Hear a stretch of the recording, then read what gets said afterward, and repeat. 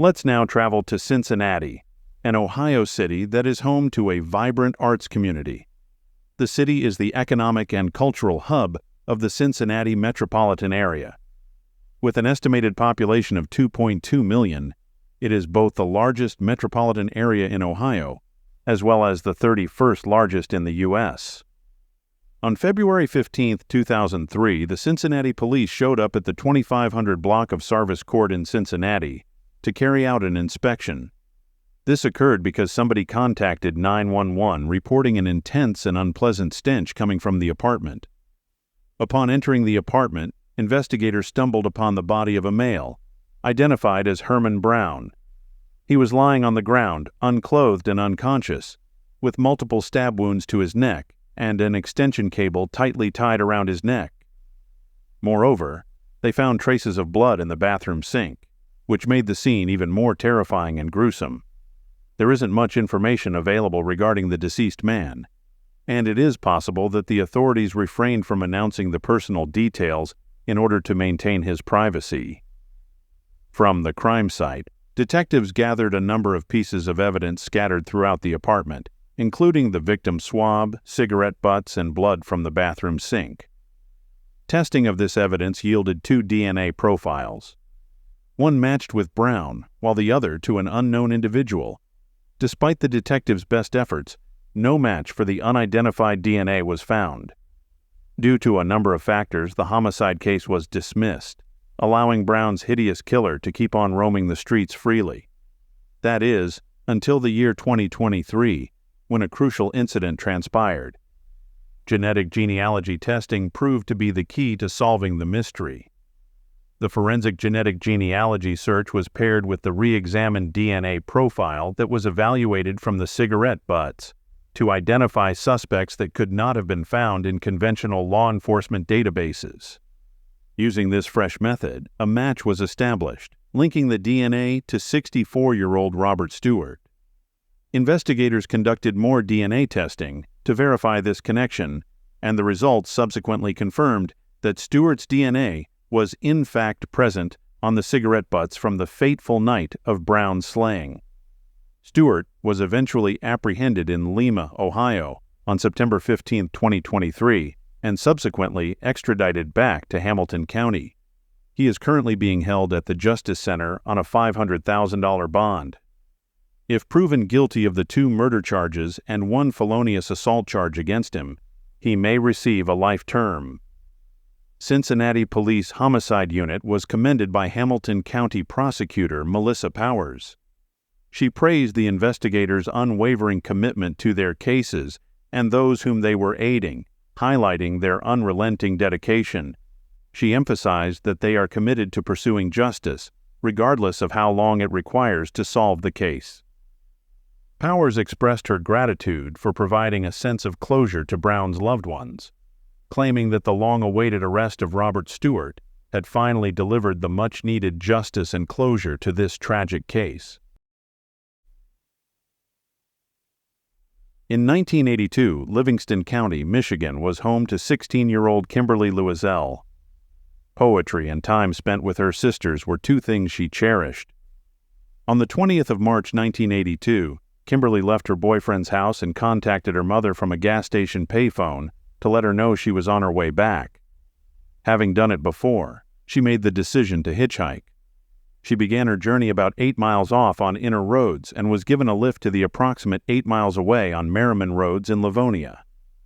Around 6:30 p.m., she made at least 4 phone calls to arrange a ride for rest of the way home. Kimberly, however, never returned and was never seen alive again. Her family looked everywhere for her and sought out her acquaintances, yet there were no signs of her. The following day, she was reported missing to the Green Oak Township Police Department. The mother of Kimberly Louiselle stated that although police inquired frequently about the possibility of her daughter fleeing, she wasn't a runaway. She was just on her way to home.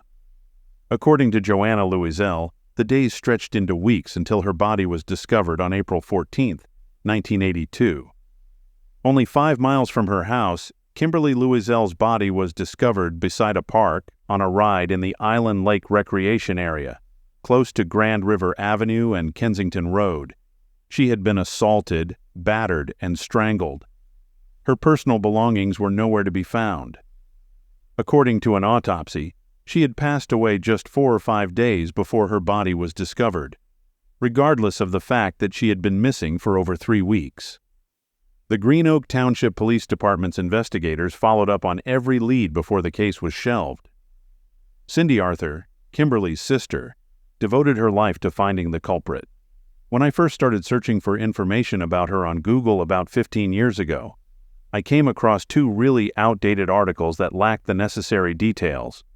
Cindy Arthur remarked, "I was a little bummed to find no information about it. It was like she just did not exist.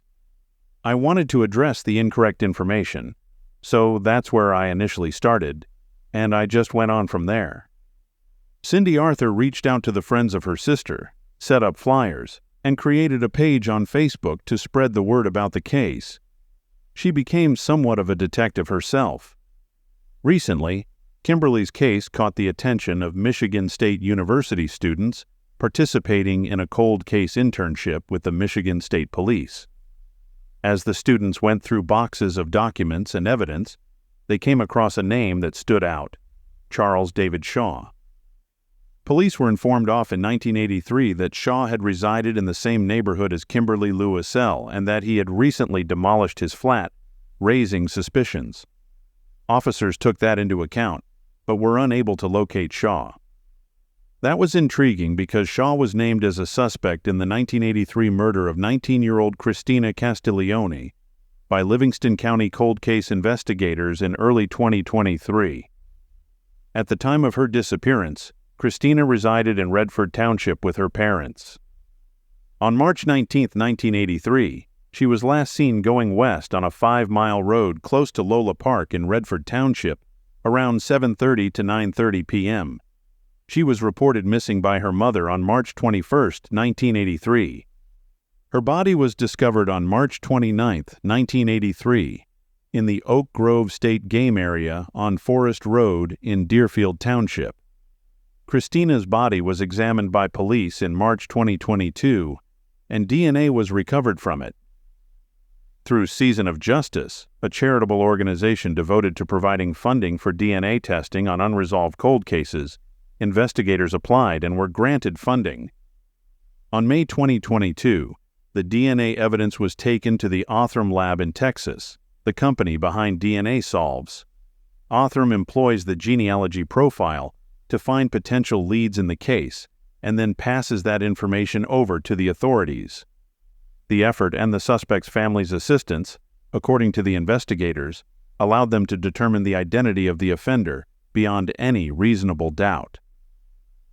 Identification of Charles Shaw as the culprit for Christina's ordeal depended heavily on the Shaw family's assistance throughout the investigation. In a press statement, Livingston County officers stated that they subsequently turned their attention to Shaw as a potential suspect in the Kimberly Louiselle case. They mapped out places where he was known to spend time, such as his home and workplace, and they found out that those places are within the vicinity of Kimberly's location. Every piece of property and evidence the investigators had gathered throughout the case was subjected to assessment. The evidence was brought to the Michigan State Police Crime Lab by the students and investigators, who requested a retest of it. After 4 months of waiting for a miracle, they finally got a hit. One of the things that had been gathered from the crime scene had DNA on it. For 40 years, the DNA had been among the evidence and was ignored. The DNA was entered into the database and linked to Shaw. The announcement was made public in September 2023, and the investigators presumed that Kimberly, while on her own, was abducted by Shaw. Authorities said they are absolutely certain that Charles David Shaw is responsible for the death of Kimberly Louiselle. Shaw passed away in November of 1983 in Detroit. His cause of death was mentioned as accidental asphyxiation in the medical examiner's report. Sadly, there won't ever actually be justice. From an early age, Shaw had encounters with the police on multiple occasions. One of those led to his arrest in 1981 for attempting to kidnap a woman in the Phil McDonald's parking lot. Investigators are looking into the likelihood that Shaw might have been responsible for more crimes in the early 1970s, up until his death in November 1983. For decades, the murder mystery surrounding Captain James Tappen Hall's shooting death in Rockville, Maryland in the year 1971 remained unsolved. Now, over half a century later, officers from where he served state that they had finally caught the shooter. 71 years old Larry David Smith, who previously went by the name Larry David Becker, has drawn attention almost since the start of the 50-years-long struggle for justice. He is currently charged with murder, and in early September 2022, he was reported to have confessed to the crime. Hall served as Montgomery County's special deputy sheriff and is alleged to have prevented an ongoing burglary. The Montgomery County Police Department stated in a news release from the previous year that witnesses walked into the Manor Country Club in the 1400 block of Carrollton Road at approximately 10:40 p.m. on Saturday, October 23rd, and claimed that they saw a man lying face down with a head injury in the southeast parking lot. Police and emergency services arrived and discovered Captain Hall's body with a bullet wound to his head. 3 days later, the victim passed away from his wounds.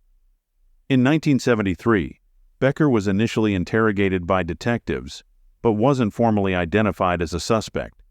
The questions persisted for decades, and as time went on, the case became cold, and the file was put on hold. The case was reinstated by the department in October 2021 with the designation Ongoing Homicide Investigation. These renewed efforts apparently paid off.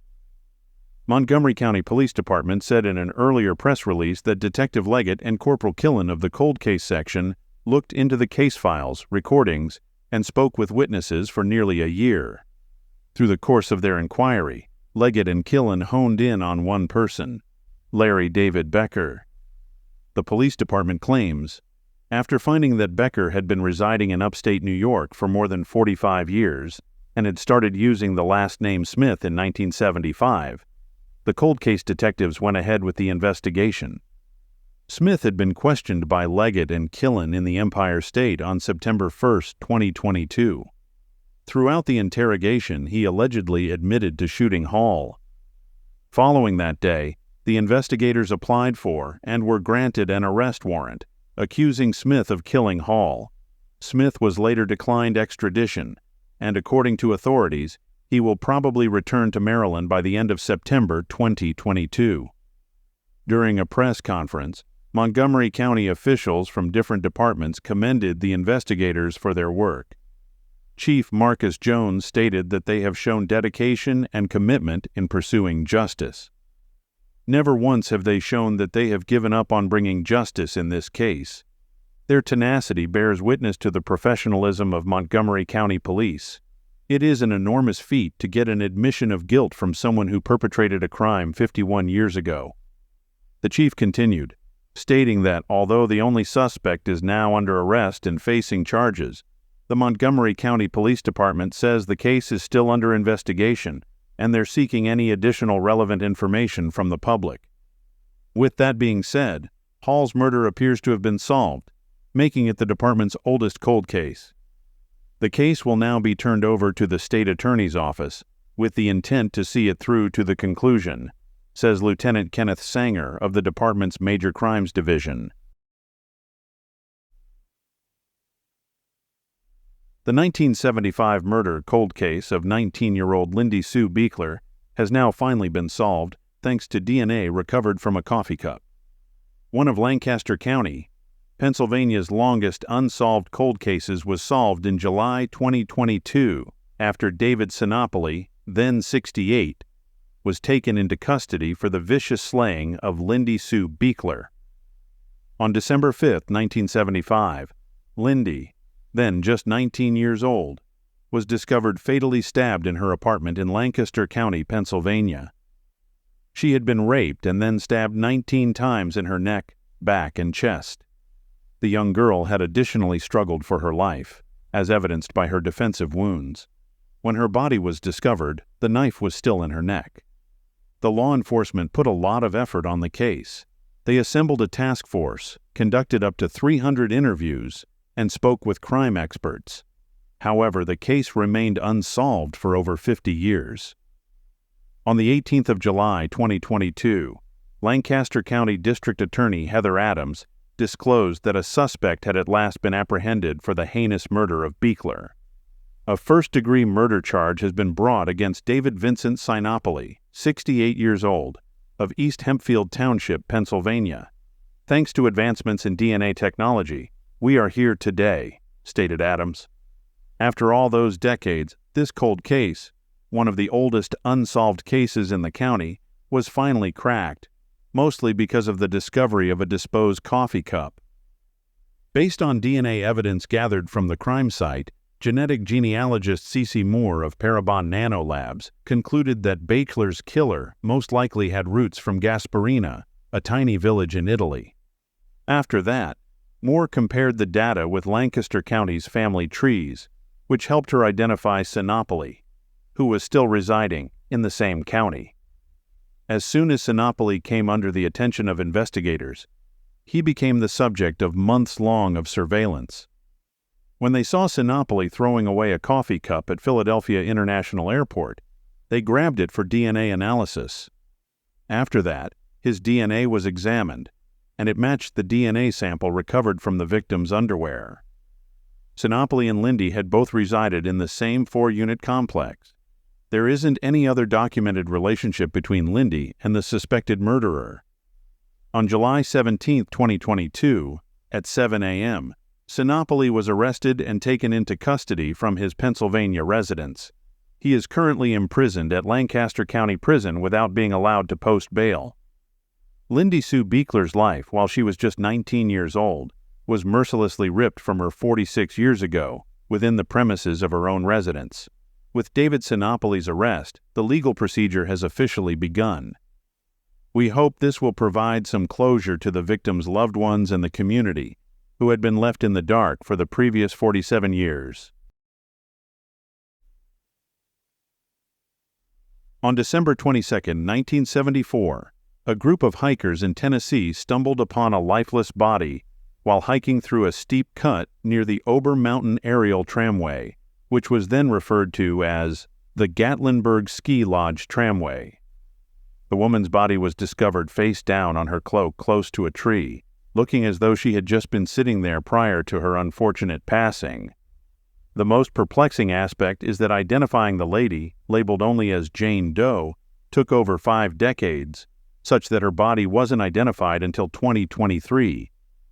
Based on the initial forensic reports, her age was determined to be around 35 years old at the time of her death.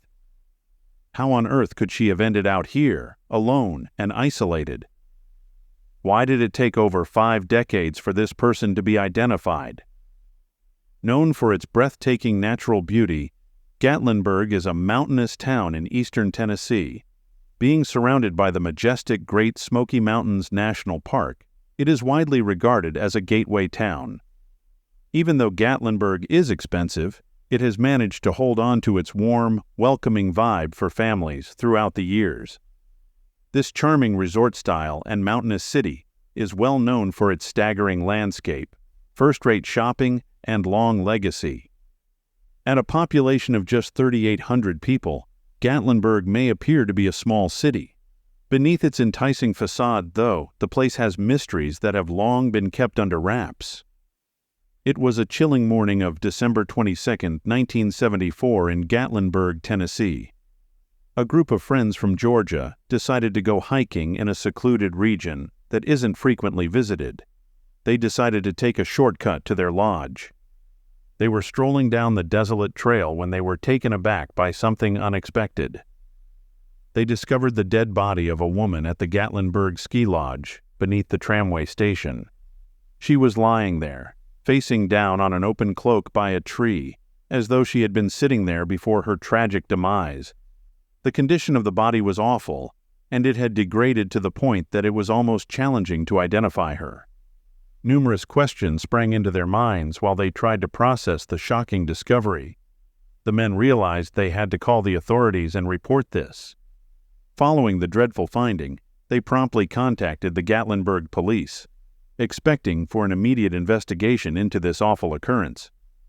What they came across was a disturbing mystery, a conundrum with no definitive explanation. The corpse's deterioration had made identification all but impossible.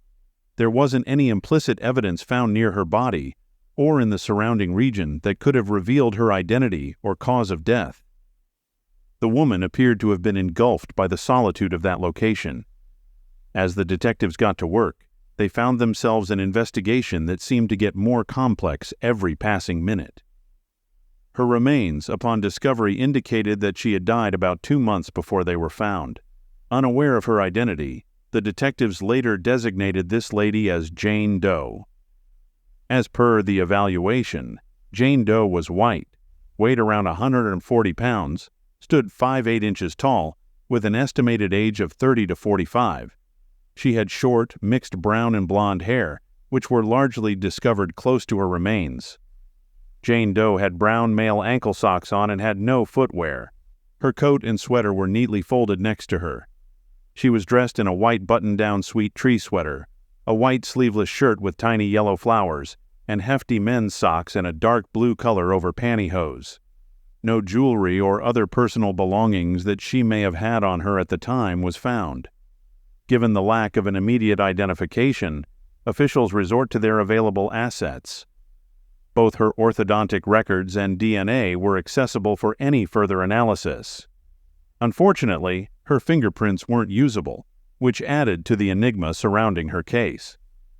Dr. John Hickey, the medical examiner for Sevier County, found it difficult to identify Jane Doe's remains. Dr. Hickey called in William Bass, the state's forensic anthropologist, for help, considering the intricate nature of the case. They concurred to the remains being taken to the hospital mortuary so that an autopsy could be performed. Following the onset of the inquiry, Jane Doe's enigmatic case was allocated with case number 7411. An autopsy was performed to find out the cause of her passing. Unfortunately, despite the medical professional's greatest efforts, the report was unable to determine the actual cause. However, the probability of foul play was ruled out. It prompted additional questions regarding Jane Doe's death. The quest for the identification of this mysterious woman grew more intense in January of 1975. Investigators worked long hours, coordinating with law enforcement agencies in several states, including Georgia, Alabama, North Carolina, South Carolina, Kentucky, and Virginia. To offer assistance, the TBI and FBI were approached. Disappointingly, they came to a halt in their search for any hints that might reveal her identity. For decades, the Jane Doe case puzzled the detectives. In 2007, they used computers to generate a composite representation of her face. This amazing reconstruction allowed the investigators to get an insight into her appearance as it really was. In an attempt to help someone recall and identify her, her height, weight, hair color, and eye color were all computed. But the investigators' expectations were crushed once more when this fresh lead did not result in a breakthrough. Unfazed by the ongoing difficulties, they focused on an advanced identification method in 2007 by using the National Crime Information Center's dental identification system. Despite this, Jane Doe's identity stayed a mystery. The case appeared to have no possibility of ever being resolved. The case was then submitted to the National Missing and Unidentified Persons databases in an attempt to ascertain the truth. Despite extensive research, who Jane Doe was remained a mystery for years. As a result, this case, just like many others, ended up becoming cold. In 2021, the investigation was taken on by Gatlinburg Police Department's Detective Cindy Myers. For a long while, Myers had been tormented by the enigma surrounding the Jane Doe. Despite years of intense investigation, she remained skeptical that the case would ever be solved. As Detective Myers was aware that technology had evolved greatly since the 1970s, she was nonetheless adamant about reviving the cold case. She went to Othram, a specialized laboratory in Texas, which is well known for its expertise in forensic genetic genealogy testing. in search of answers. Othram is a U.S.-based company that specializes in using genetic genealogy to solve cold cases, including unsolved homicides and missing person cases. By employing single nucleotide polymorphism and short tandem repeat testing, they provide authorities with the resources and techniques required to establish familial links among victims, irrespective of the victim's degree of relatedness. Among the techniques they provide is the DNA forensic genome sequencing. The skeletal bones of Jane Doe were cautiously moved to Othram's facility for an in-depth analysis.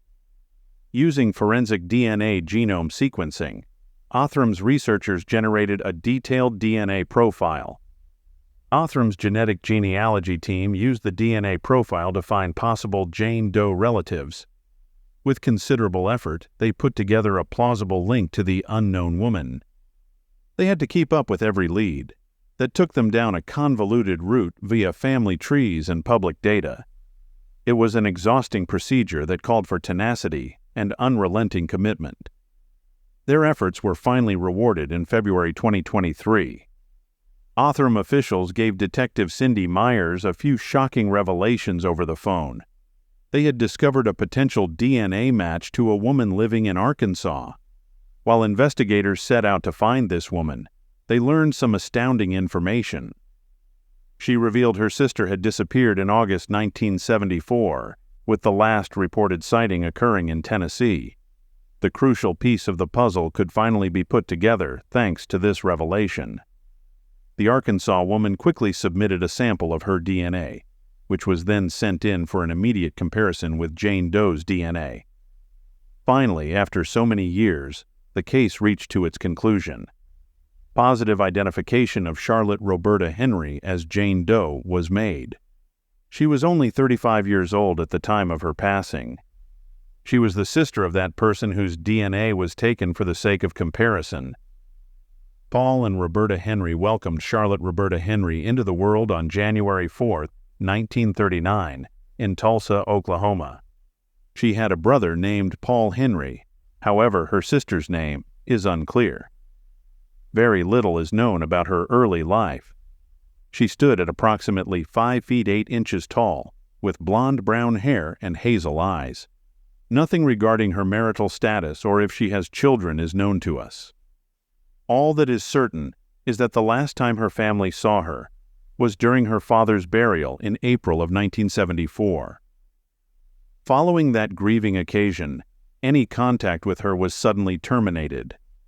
Her family did not get a letter from her until August of the same year. It was unknown to the family that this was going to be the final letter she would write.